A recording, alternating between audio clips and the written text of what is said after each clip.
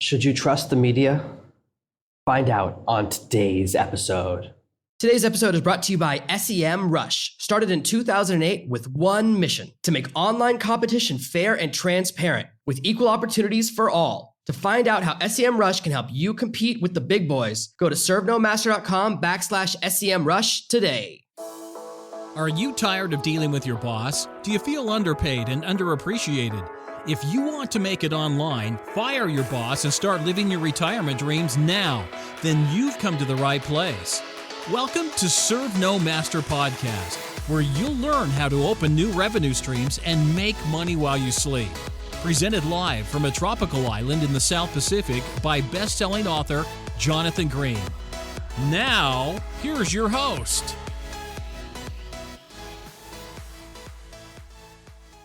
Lately, politics in America have gotten a little bit intense. And as you know, I never like to talk about politics directly. But what I do want to talk about is something that's come up lately. There's been lots of talk. Everyone's accusing everyone of fake news. Everyone's accusing everyone of hypocrisy. But what I really want to focus on is more about where do we get our messaging and what do we let into our houses. Every time we accept a piece of entertainment, there are things that come along with it. And there are hidden messages and things below it. And more, as I watch modern television, I see trends that I'm not so sure I want to let into my home. For example, it's very rare to see like a primetime sitcom where the dad isn't a bit of a bumbling idiot. That seems to be like the standard dad character right now. If you remember, The Simpsons, when it first started out, it was all about Bart. It was all about the son being kind of a bit of a bad boy, and then it shifted into the dad being an idiot. And it was funny. I watched it a lot. I can't believe the show's still on, but more and more that becomes one of the central themes of a lot of TV shows. You may notice I very rarely watch sitcoms. I mostly watch finance shows and shows about investment and documentaries. And part of it is because I don't want to bring that stuff into my home. I don't want to bring in that type of messaging, especially now that I'm a dad. I'm more aware of that. I pay more attention. I think when you're a kid, it's kind of funny, the idea of your dad being a bumbling idiot. But when you're a dad, you're like, hey, man, your dad's tough. Being a mom is tough too, but I don't know what that's like because I just know what it's like to be a dad because I'm the dad. But now we're seeing more and more messaging, and movies and television shows are getting more and more political, and actors are getting on TV and getting on Twitter because now they communicate with the world saying all these political things. And one thing that I don't like is massive amounts of hypocrisy. And I don't trust people that are big hypocrites. I don't talk a lot about immigration. It's a dumb topic, and I'm an immigrant in another country. But every 2 months, I have to go to the immigration office here, fill out new forms, and pay an extension form. So I'm constantly dealing with immigration in the country I live in. But I see all of these people speaking more and more and giving political opinions, and people listen to them, and the question is, should we trust and should we listen to people who work for the media? Are they saying things that are consistent? Are these people we should trust? And I find it fascinating because most actors and most writers, most people in this profession are a combination of low IQ and high income. There are very, very, very few smart actors. Same for writers, same for producers, directors. A huge amount of their business is luck, who you know, the factors that come into place. And so what's interesting is what happens when you combine a group of people with low IQ and high money. That's why all the weird religions are really big amongst actors. And again, I don't want to go too far down that path, but I find it very interesting because acting as a profession has changed. It used to be considered the lowest profession in the world. Actors used to be one step above prostitutes. They often used to be prostitutes as well to make ends meet. And they used to be thought of as garbage. So it's interesting to me that a profession has done so good with its PR campaign to go from being the lowest profession to be a profession that many, many, many people aspire to. I find it fascinating. And this has led me to think about, because there's all these political opinions, because movies have started to send messages that I don't like into my home, that I want to talk about it a little bit. And the thing is, when we let messages into our lives, it affects our behavior. We used to say that art reflects life. And a lot of media, a lot of movies have been created that are designed to show slices of real life or designed to show real aspects of life. But more and more, because movies have so much money, they've shifted into trying to alter life. And so they want to use media not to show what life is like, but to force us to change how we think about life. And it leads to indoctrination. And that's something very different. See, TV becomes many people's primary form of socialization. The way children form our perspectives of life, of parenting, of relationships, of dating, comes from television more and more than parents, because most children spend more time watching TV than they do with their parents. This is the problem with the shift in culture in the last 50 years. And if you watch, most problems in our society started off with this shift. As children watch more and more television, their distance between our parents have grown, and we begin to act more like we see on television. I can tell you that many of my dating problems in earlier life were because I was repeating stuff I saw on television. Television is designed to entertain, but our brain can't separate the difference. So our brains repeat what we see, even though we know it was supposed to be funny. Our brain isn't trained that way to separate entertainment from reality in our memories. So we begin to reenact sitcoms all the time, especially where you reenact scenes from movies. And our brains begin to think, oh, this is how you're supposed to act, or this is normal. And it starts to affect your behavior. And the point here is that bad culture leads to bad business. And people who learn and think business comes from media, and more media affects them. It affects their decisions, their business decisions, their life decisions, how they approach money. This is why more and more people just want to be rich. And you say, why? And they say, I just want a lot of stuff. The desire to own stuff comes totally from media. It comes from watching videos of really rich people going, oh, I'd love that stuff. Hey, look, I get it. I'm not against being rich. You know that. I'm not against owning a lot of stuff. That's fine by me. But it's important to understand where our ideas are coming from and are they original. When I was younger, before I started fully working for myself, after I got my master's, I began teaching on an MBA course. Of course, I was horribly underqualified for it. But the place I was teaching for was, let's just say, a little bit of a sketchy institution with a good name. And as I was teaching there on this MBA course, I had all of these students, about 30 or 40 students, who all wanted to run businesses. And I go, I don't know anything about running a business, but I do have a bunch of friends who are millionaires and who have started their own businesses or who run really big businesses. So I started to bring in guests who were all millionaires and were all running large businesses. And they would come in and they would give a talk to the classroom. And these are people who never give talks. A lot of these people are very private, but because of my relationship, because of my networking skills, I had something very valuable. And I would bring them in to teach a message to the class. And oftentimes they wouldn't get it. In fact, they almost never understood what the teacher was talking about because they were so unused to real messaging. Most education, as you know, is about indoctrination, is about teaching you to be an employee. And even on MBA courses, most people get an MBA course and then they go back to middle management. MBA courses don't teach you how to be the CEO, do they? If you think about it, how many people take an MBA course and go back and be the CEO? Less than 1%. So these students, when they encountered a different set of messaging, when they encountered someone that says, hey, you don't have to wait 40 years to be successful, that's when I saw something very interesting. They're so used to people who teach. And unfortunately, the problem with a lot of teachers, and especially in this field, is that they don't know how to do it. They don't actually know how to start a business. They simply know how to teach. And I was the same thing. The only difference is that I couldn't just teach from the book because I didn't have the heart to be a hypocrite. I said, if I'm going to teach on a course, which I'm horribly underqualified for, I have to bring in something. I have to bring in people that actually know what they're doing. I have to use real knowledge. And one of the classes was taught by a friend of mine who was making money online and talked all about how arbitrage worked, how you can make money online. And I go, whoa, I got to start doing that. And that's why I started really going into online marketing in the business I'm in now, because of a talk someone gave where I was the teacher. And afterwards, you let the students ask questions, and even then the speaker leaves and I let them ask more questions. And I noticed, and it kind of blew my mind at first, that none of the students understand what the person was talking about, no matter what I had them in teaching about.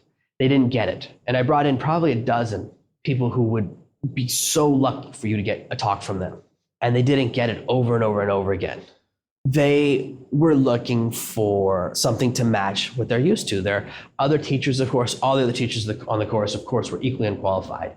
And we get our messaging again from these people. Like, should you be learning from someone who knows how to teach about business or someone who's actually built the business? What I know now compared to what I knew back then are totally different. I now am totally qualified to teach on that course. So I've been running a business for 8 years. I've become quite successful. But for me to go back and want to work for a university full-time, not in a million years. That's the real problem, is that people who are qualified don't want to go back and do it because the education system is a nightmare. dealing with the level of bureaucracy. The only place with worse bureaucracy than education is the government. Every time you teach a class, if there's a student who doesn't get it or if it's too advanced, they can go complain and then you have to deal with administration. And you end up dealing with complaints all the time because you have to somehow satisfy everyone in the room. And more that stuff is getting more complicated and it's a whole nightmare. Why would someone who's super successful want to put up with that? That's why super successful people, you can get them to come and give a talk at night, but getting them to speak to a class is very, very hard because they know you got to deal with a whole lot more garbage. If you're speaking to a class, then you have to follow all these rules. They'll tell you things you can talk and things you can't talk about. They kind of create all these restrictions and you can't provide good information. You can no longer teach people about the real world. There's this new shift in education, which I'm sure you've heard about private spaces or safe spaces, and you can't say things that hurt people's feelings. Like you can't tell a classroom that most of them are gonna run into tough stuff when they graduate. Like, hey, finding a job when you graduate is hard. You're not allowed to say that because it might make them feel like low self-esteem or something. So you're not allowed to say things that are real, even though they're true. Things I say to you, like most college graduates don't get great jobs. I know this because I didn't. I know this because then when I went and started dealing with that department that's supposed to help you get a job, all they do is give you a list and say, good luck. They don't actually help you. When I encountered that and talked to other alumni, that's when I realized that's the reality. But you're not allowed to tell people that in case it hurts their feelings. So there's this new battle in education between reality and emotion, something I find very uninteresting. I don't care about emotion. I only care about giving you information to help you have a better life. That's my core value. And that's why I eventually had to leave the education system after 10 years. So when you're watching education, when you're going through school, when you're watching entertainment, it becomes the same thing in your mind. I know we're kind of weaving a little bit, but the core message here is that entertainment always has a message. Whatever you're watching, there's a message embedded within it. With education, the message is often, no one wants to hurt your feelings, nothing bad will ever happen, you should be a drone, a nice, warm, safe drone in middle management or below. As we go through college, that's really more and more of the messaging now. Modern colleges have shifted into no one's allowed to say anything that will offend you, no one's allowed to say anything that's scary, and that life when you graduate is going to be so easy. And the reason colleges have shifted into this messaging is because they're a business and they will do whatever it takes to get the most students. It's not about preparing you for life anymore because life isn't like that. Get your first job. I tell you, my first job was a rude awakening when you discover, hey, guess what? You're lucky they pay you. They don't need you. There are 1,000 other college graduates equally qualified. You sneeze, we can fire you. You show up 10 minutes late, we can replace you. That's such a rude awakening. But by the time you realize that you're out of college, you've been out for 3 months, and guess what? You got a student loan you got to start paying off in the next year. This is yet another reason why we got to think about the messing we let our lives, think about education. Entertainment always has a message. This is the core lesson I want you to think about today. Now look, whether you're on the right or the left, I don't care. I don't care about your politics at all.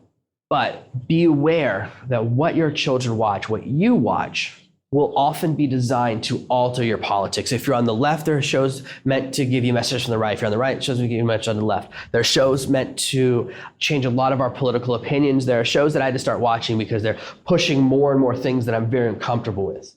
There are shows right now that are trying to normalize child abuse, and that is never okay for me.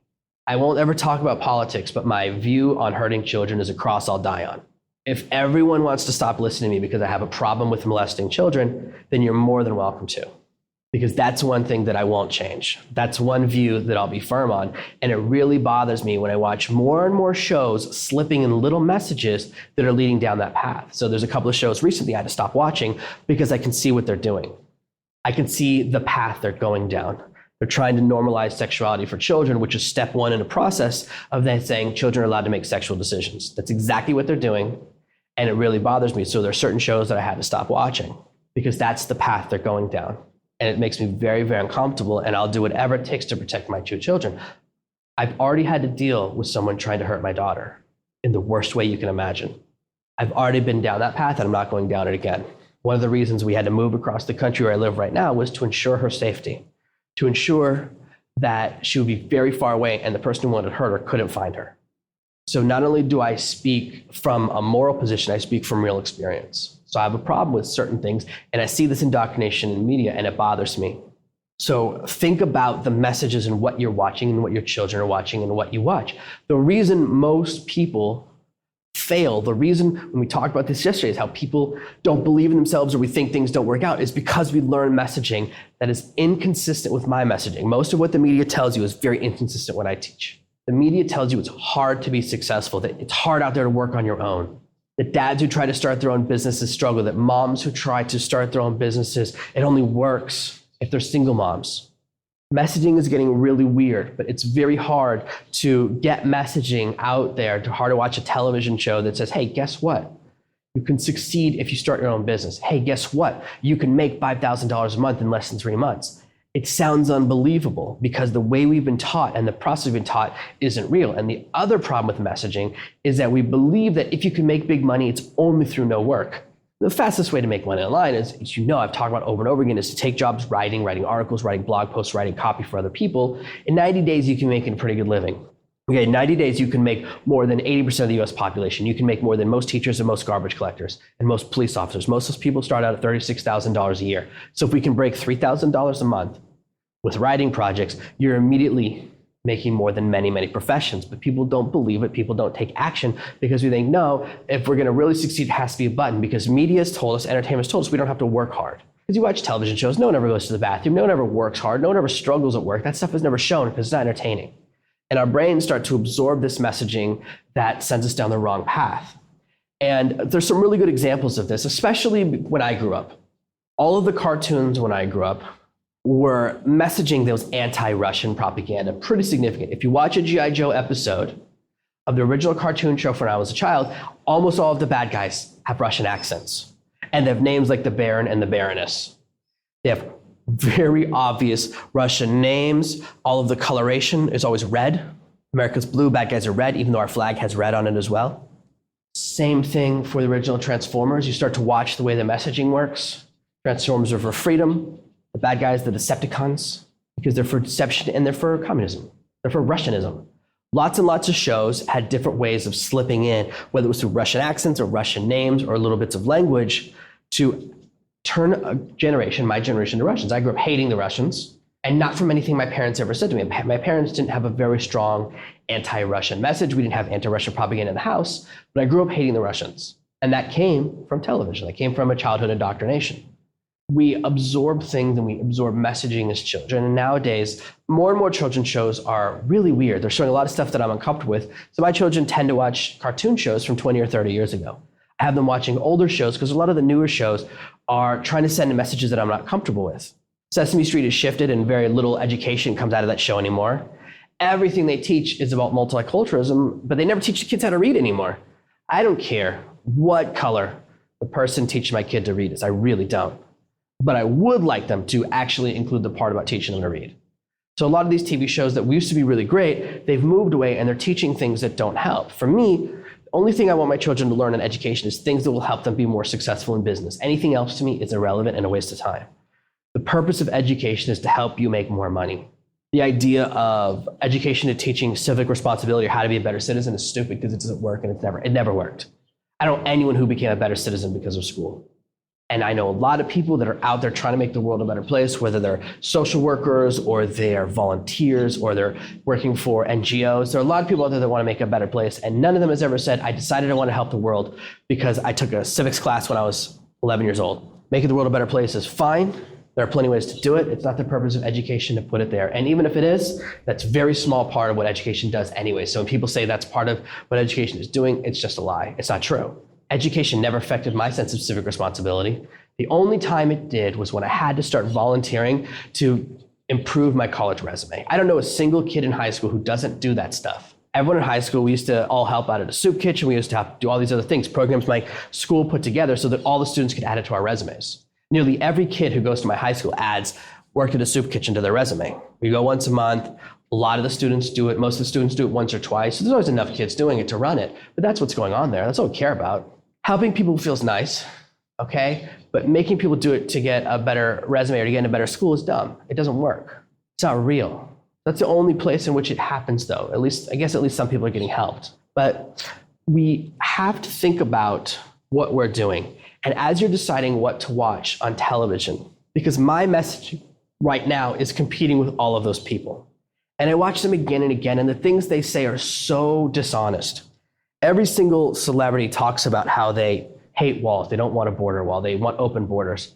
But every single one of them lives in a neighborhood with a giant wall. Every single one of them lives in a neighborhood with a security force with guns. They say they're anti-gun. They all have security guards. Watch the Oscars. There are more security guards and more walls there than any other event in America. It's more well guarded than the White House for one night. They say one thing and they do another.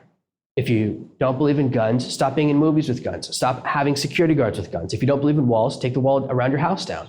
Either you believe or you don't. And all I ask for is consistency. Whatever your political position is, if you're going to say one thing, you should also live it. And they never, never, never do. Because they're all about emotion, because they're low IQ, high money, and they're totally driven by emotion, not logic. They never feel a need to be internally consistent because they go, oh, it doesn't apply to me, I mean for everyone else. And all of that messaging makes me go, okay, if that's your view, fine. If you believe that you can espouse views that you don't live, it makes me uncomfortable. I'm not gonna listen to your messaging anymore. Because for me, consistency is absolutely critical. And when you're deciding what to watch and you're deciding what movies and television shows to bring into your home and into your mind, everything you watch, every movie, television show, and everything else you watch, it's competing with me. Because if you watch one TV show a day, then I'm getting equal time, because each of my podcast episodes is about 24 minutes, 22 to 24 minutes, but most people watch more than that. So if you watch 2 hours of television a night, television gets 4 times more chance to affect the way you think. So it's my competition. And when I watch people who fall to the wayside, it's because of other messaging. Anyone who sticks with me 100% will achieve success. If you give me your time and implementation, you'll succeed. But more and more we hear these messages about, oh, this won't work, or you should do that. And before we've talked about shiny object under we're chasing idea to idea, but there's also a lot of messaging which indoctrinates us as a culture, tells us that we should be servants, tells us we should do certain things, and tells us we should act certain ways.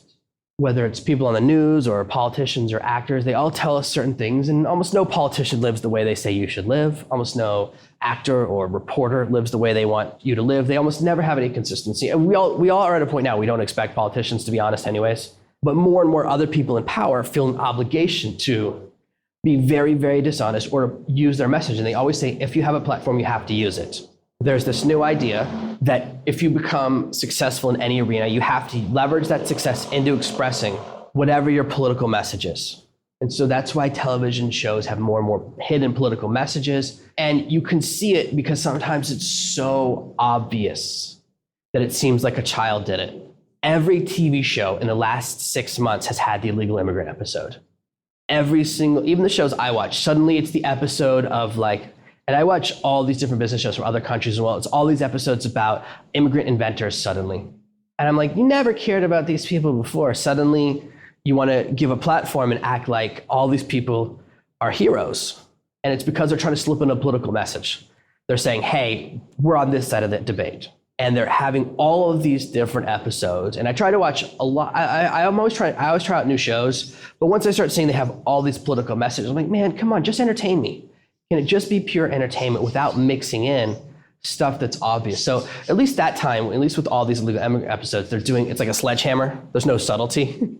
They're trying to do something. And every time they do it and they send in these messages, they send in something a little bit inconsistent. Because all these episodes are almost always about someone who came here, like, oh, my parents came here from something 20 years ago and they did this. And it's always people that came here legally. I'm like, well, you're not even expressing the difference between illegal and legal immigration. So it's not even a consistent message.